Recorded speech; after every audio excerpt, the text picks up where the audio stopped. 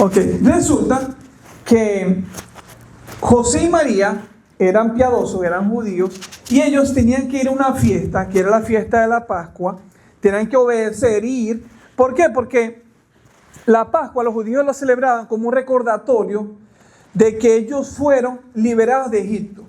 El pueblo de Israel en un tiempo fue esclavo de Egipto, y cuando fueron liberados, entonces para recordar siempre que eran liberados, que fueron libres, ellos celebraban la Pascua. Y un día de estos, que ellos estaban en la fiesta celebrando la Pascua, Jesús decide quedarse y no irse, se queda en el templo. Él tenía como unos 12 años. Esto es muy importante porque Jesús estaba a punto de celebrar que él era parte de la ley, o que él pertenecía a la ley. Todas las personas cuando cumplen 14 años en Israel celebran eso se llama el Bar Mitzvah. No sé si lo han escuchado, el Bar Mitzvah. Ellos celebran que ahora son parte de la ley. Y Jesús estaba a punto de cumplir eso. Tenía 12 años apenas cuando él se decide quedar. Entonces José y María empiezan a buscar a Jesús porque se les perdió, se quedó, ellos se fueron, y había un montón de gente, y ellos empezaron a preguntarle a todo el mundo dónde estaba su hijo. Se le acercaron a los familiares, a los que estaban en la multitud, pero Jesús no aparecía. Él se perdió, o lo hallaron 3 días después. Esto es muy importante porque primero ellos estaban buscando a Jesús entre la multitud, entre familiares, entre conocidos. Esto nos enseña que muchas veces las personas buscan a Jesús donde no lo van a encontrar. Están buscando entre familiares, entre costumbres, entre reuniones, y ahí no está Jesús. Chicos, a los que están atrás, por favor, los invito a estar aquí adelante conmigo, por favor, para que estemos todos cerquita, por favor. Y bueno, continuamos. Entonces, ellos estaban buscando a Jesús entre estas costumbres, estas fiestas, pero no estaba. Cuando encontraron a Jesús, estaba en el templo. Jesús estaba en el templo, no estaba entre las personas, sino que estaba en el templo, en la intimidad del Padre. Porque mucha gente dice, bueno, ¿cómo es posible que solamente encontramos a Dios en la iglesia? No, pero es más fácil encontrarlo. Y ahí encontraron a Jesús. 3 días después, esto es un acto profético, porque Jesús murió y estuvo muerto 3 días y resucitó al 3er día. Y José y María encontraron a Jesús 3 días después. Ahora, cuando lo encuentran, dice la Biblia que Jesús no estaba jugando con niños, Jesús no estaba perdiendo el tiempo, sino que estaba en el templo y estaba debatiendo con los doctores de la ley, con las personas que más sabían acerca de la palabra. Él estaba debatiendo. Entonces, Jesús, que era el Hijo de Dios, que era el mismo Hijo de Dios, estaba en el templo debatiendo con los doctores de la ley. Es como que ustedes encuentren a una persona, a un niño, debatiendo con un doctor en leyes legales, por ejemplo. ¿Qué hace un niño debatiendo con un doctor que estudió 10 años? ¿Qué tiene él para decirle? Pero resulta que Jesús era el mismo Dios encarnado que estaba debatiendo cosas de él mismo. Esto es una revelación muy linda, porque nos enseña que Dios no necesitaba títulos, o Jesús no necesitaba títulos para ser maestro, porque él mismo era Dios. Ellos estaban debatiendo acerca de la palabra, y él era la palabra viva de Dios que se encarnó. Ellos enseñaban acerca del Mesías, pero el Mesías estaba sentado con ellos allí. Entonces, la Biblia dice que Jesús estaba oyéndolo y preguntando.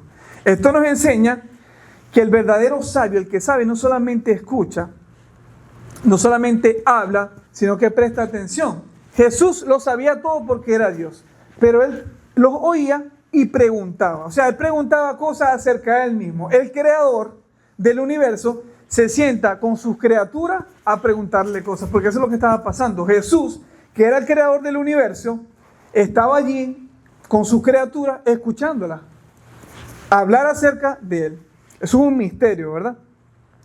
Pero en este diálogo, en este acontecimiento, surge la respuesta que le dio Jesús cuando José y María lo encontraron. Cuando lo encuentran, José y María, Jesús inmediatamente le dice en Lucas 2, versículo 49, ¿por qué me buscabais? ¿No sabías que en los negocios de mi Padre me es necesario estar? Eso es lo que dice el Señor. Y en esta frase tan cortica hay 3 revelaciones, 3 misterios. Primero, ¿no sabías que en los negocios de mi Padre me es necesario estar? Primero, Jesús muestra su prioridad. Él dice, en los negocios de mi Padre. Y en los negocios puede traducirse como, en la casa de mi Padre me es necesario estar, o en las cosas de mi Padre me es necesario estar. Significa que aunque el mundo ofrece muchos negocios, el mundo le ofrece fama, le ofrece placer, le ofrece dinero, reconocimiento, el mundo ofrece muchas cosas. Hay una prioridad siempre. Y Jesús la supo reconocer. Jesús estaba ocupado en los negocios de su Padre. Lo más importante del universo para Él era cumplir lo que Él venía a hacer en la tierra. La salvación de las almas y el cumplimiento del plan divino. Cumplir con la profecía de que Él vendría a morir por su creación. Eso era. En otras palabras, Él venía a estar en los propósitos del Padre. ¿Por qué? Porque cuando se refiere a propósito, nosotros tenemos que hablar de los propósitos de Dios, no de nosotros, porque Él es el creador, Él es el alfarero. Y esto lo enlazo con Jeremías. La Biblia dice en Jeremías 18:1 que palabra de Dios vino a Jeremías diciendo, levántate y vete a casa del alfarero y allí te haré oír mis palabras. Y descendí a casa del alfarero y he aquí que él trabajaba sobre la rueda. Y la vasija de barro que él hacía se echó a perder en su mano. Y volvió y la hizo otra vasija según le pareció mejor al alfarero hacerla. Entonces, en tiempos bíblicos era muy conocido este trabajo de alfarería. Había una persona que agarraba el barro del suelo claramente, la limpiaba de impureza y la moldeaba con sus manos, ¿verdad? La giraba sobre una rueda que ella siempre estaba robando y él lo que tenía que hacer era que poner a sus manos. Entonces este alfarero podía hacer lo que él quisiera, podía hacer una vasija, un florero o una tacita para beber café o lo que él quisiera. Pero si él terminaba cualquier cosa que él estaba haciendo y al final no le gustaba, él la quebraba y la volvía a hacer. ¿Por qué? Porque no le quedó en la forma que él quería hacerla. Él le daba la forma que él quisiera. Y Jeremías entendió, cuando él vio al alfarero, que el Señor es el alfarero y nosotros somos el barro. Y Él hace lo que Él quiera con nosotros. Entonces, cuando nosotros queremos cumplir nuestro propósito en la tierra, nosotros siempre le preguntamos al alfarero, Señor, ¿qué es lo que tú quieres hacer con mi vida? Entonces, el propósito no se descubre, sino que se revela en las manos de Dios. Nosotros no descubrimos nuestro propósito. Nosotros lo encontramos en el Señor. Se revela en nuestro Creador.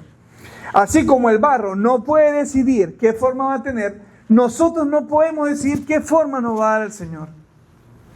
El propósito no nace de nuestra voluntad, siempre nace de la voluntad de Él, de Dios, del Señor.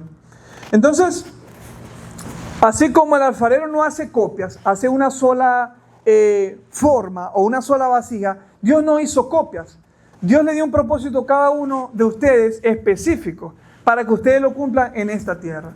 Ustedes lo pueden ver en la iglesia. No todos cantamos, no todos predicamos, no todos servimos con las cámaras o con las imágenes, pero todos tenemos una función.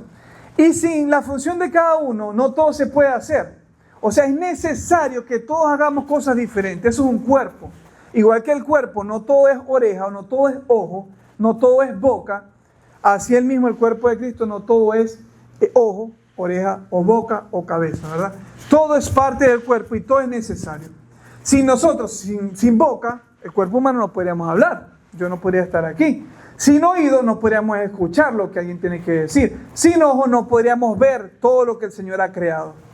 Así que el Señor nos hizo muy completo, pero intencionalmente el Señor hizo todo con orden, para que nosotros supiéramos que el propósito para nuestras vidas viene siempre de Dios.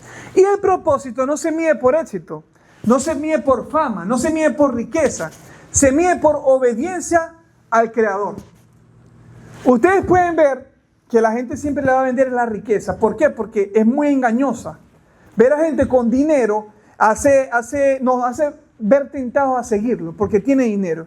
Pero realmente el propósito se mide por cumplir con nuestra asignación en la tierra. Jesucristo no tuvo riqueza, pero fue exitoso, porque Él vino a salvar lo que se había perdido, murió en la cruz, resucitó por nosotros y fue exitoso.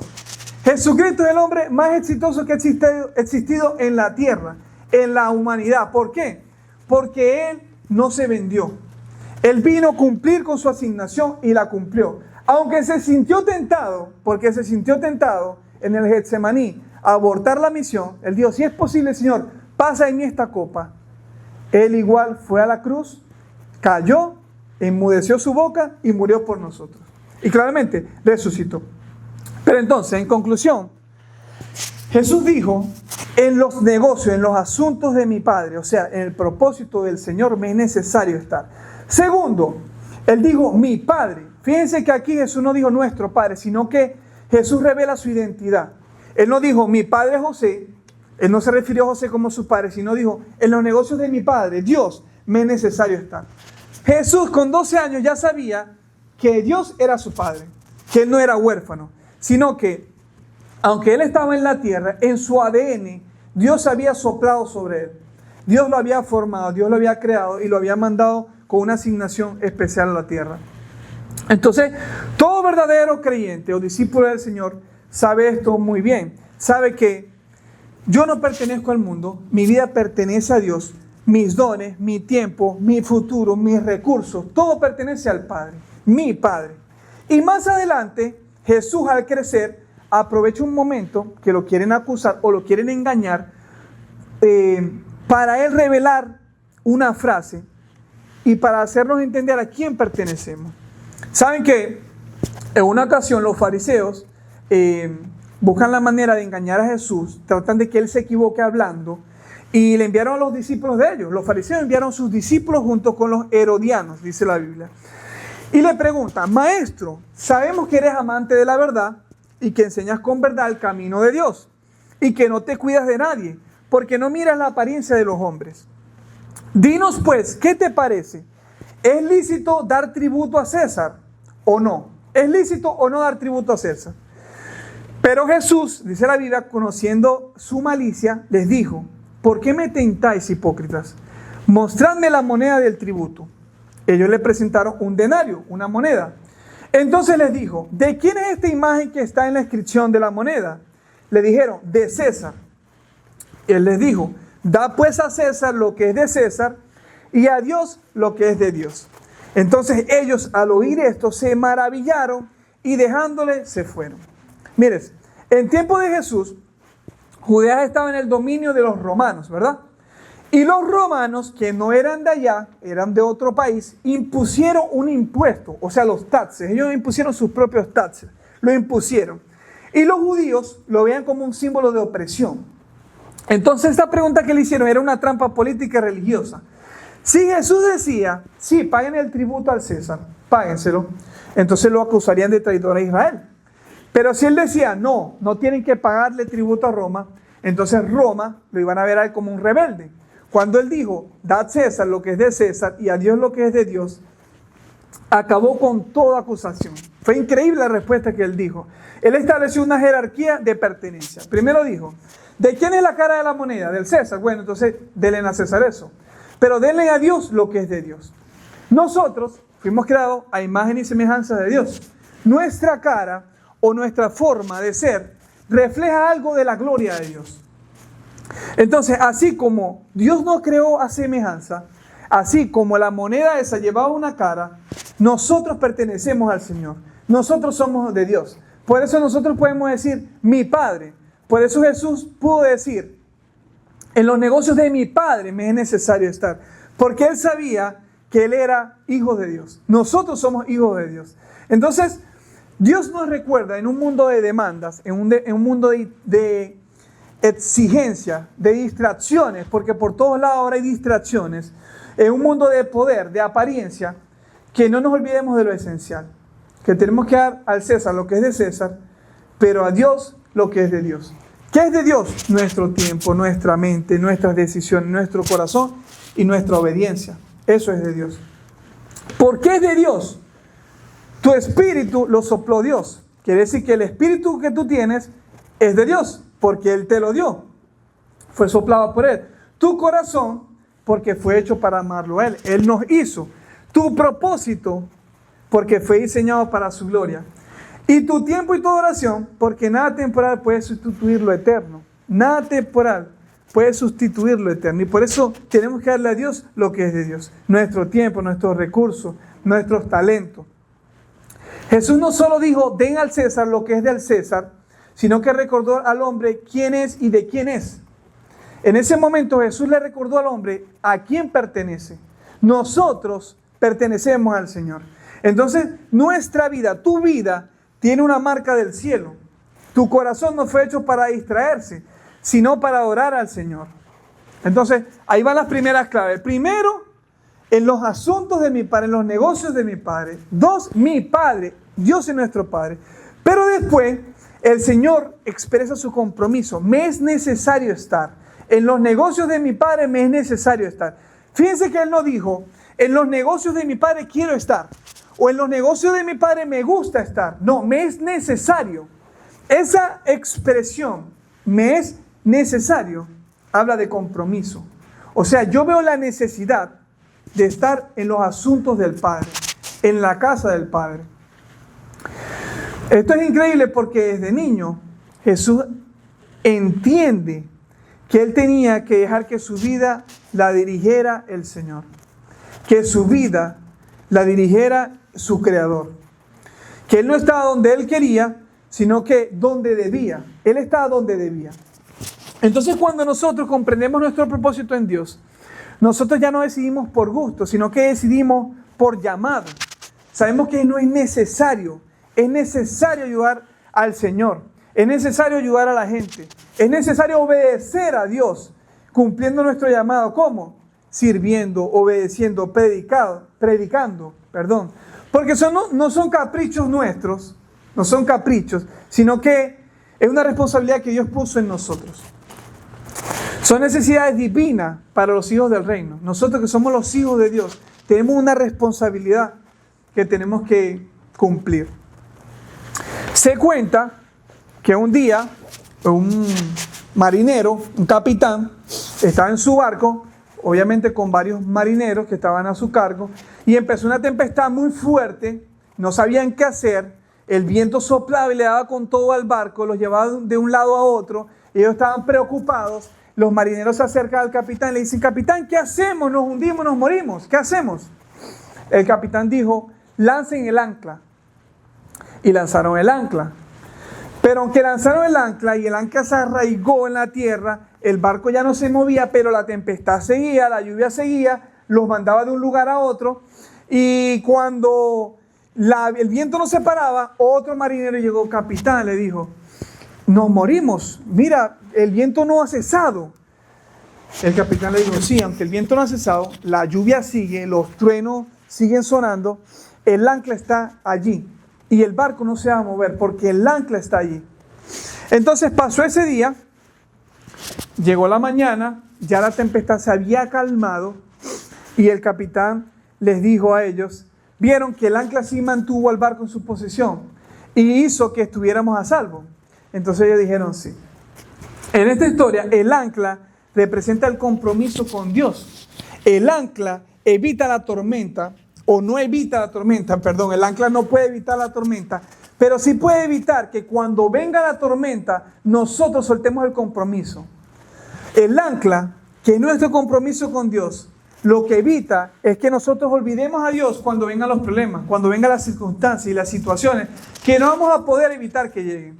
Las situaciones van a llegar, los problemas van a llegar, pero como tenemos el ancla, que es en Dios, nada de eso nos va a mover. Y nada de eso va a permitir que nosotros nos olvidemos que nuestra vida pertenece a Dios. Y por lo tanto nuestro compromiso es con Dios. No con los hombres, no con nadie.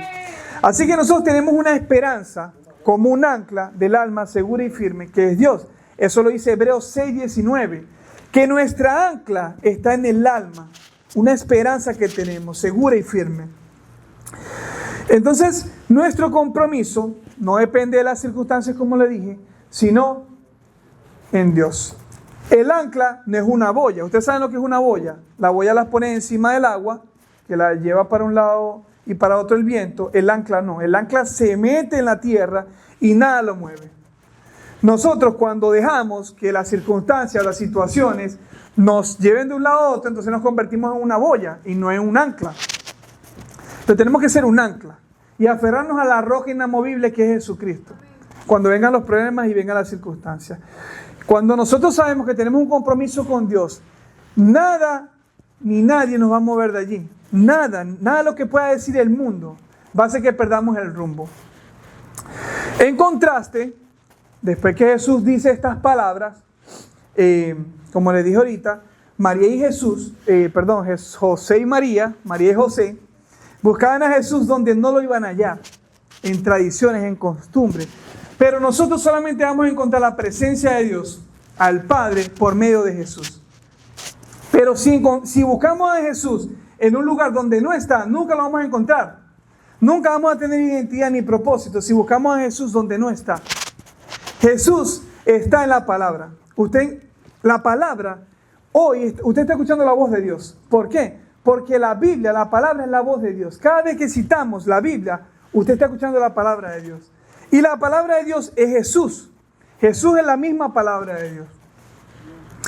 Cuando Jesús dice esto, en los negocios de mi Padre me es necesario estar, Él se va con José y María, pero la Biblia dice que Jesús crecía en sabiduría, en estatura y en gracia para con Dios y los hombres. ¿Por qué? Porque colocaba primero los asuntos del Padre y por lo tanto crecía en todas las áreas de su vida. La persona que coloca a Dios en primer lugar en su vida, crece en todas las demás áreas de su vida. Jesús, esto fue lo que pasó con Jesús. Jesús dijo, en los negocios de mi Padre me es necesario estar. Y después de esto, dice la Biblia que hay que crecer en sabiduría, en estatura y en gracia para con Dios y con los hombres. Así que si tú pones a Dios en primer lugar, Dios te va a llevar a lugares que nunca imaginaste. ¿Por qué? Porque la Biblia lo dice, el que busca primero a Dios, el que busca primeramente el reino de Dios y su justicia, todo lo demás será añadido. Todo lo demás llegará por añadidura. Pero si tú buscas las añadiduras, entonces siempre vas a estar como sin rumbo, porque no está Jesús en las añadiduras. Tú buscas primero el reino de Dios y su justicia, entonces Dios te va a ir añadiendo lo demás. Dios va a ir ordenando todo, colocando todo en donde tiene que ir, pero tienes que entender la prioridad. Los asuntos del Padre. Cuando tú digas en los negocios del Señor me es necesario estar, en los asuntos del reino, en los asuntos del Padre, entonces todo irá cobrando forma. Todo irá colocándose en su lugar. Porque el orden es Dios primero, y después lo demás, después mi familia, después el ministerio, después el éxito, pero Dios primero. Y si colocamos a Dios primero, entonces todo vendrá como una añadidura. Entonces, en los negocios de mi Padre me es necesario estar, es más que una frase, es una declaración de prioridad, propósito y pertenencia. Propósito porque reconocemos que los asuntos de Dios es lo más importante en esta vida. No hay más nada importante. Prioridad, porque es la prioridad, porque es primero. Pertenencia, porque sabemos que pertenecemos al Padre.